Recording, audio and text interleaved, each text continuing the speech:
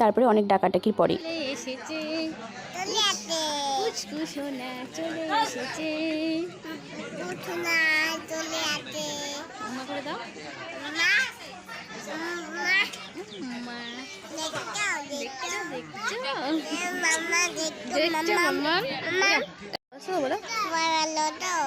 বলো লাইক করো, কমেন্ট করো এবং সাবস্ক্রাইব করে দিও।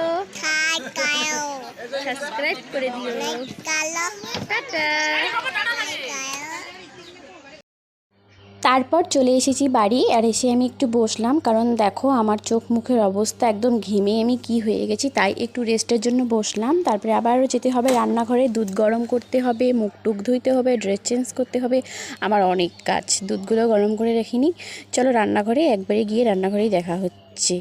তারপরে চলে আসলাম রান্নাঘরে, দুধগুলো এখন গরম করব। দুধটা গরম না করলে ফেটে যাবে, তাই আর কি দুধটা বসিয়ে দিয়েছি গ্যাসের এখানে। আর আমি না প্রায় ভুলে যাই দুধ গরম করার জন্য, তখন ছানা কেটে যায়। অনেক দুধ আমি এভাবেই নষ্ট করে ফেলি।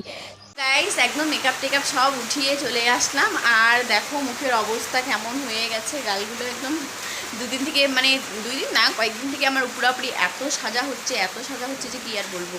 তো আমি এখন মুখ টুক ধুয়ে ফ্রেশ হয়ে চলে এসেছি। আর পুচকুসোনাকে দেখো, ওই যে বিছানায় পুচকুসোনা, ওইদিকে লাইটের কারণে ওইদিকে দেখা যাচ্ছে না, আর ওইখানে পুচকুসোনা আছে। আর ওর পাপা এখন IPL দেখতেছে, এখন বাড়ি আসবে। ওকে ফোন করে বললাম, বাড়ি আসার কথা বললাম, এখন বাড়ি আসবে। তো আর বৃষ্টিও শুরু হয়ে গেছে। তো আজকের ভিডিওটা এখান থেকে, ভালো লাগলে লাইক কমেন্ট শেয়ার এবং সাবস্ক্রাইব করে দিও। দেখা হচ্ছে নেক্সট কোনো ভিডিওতে।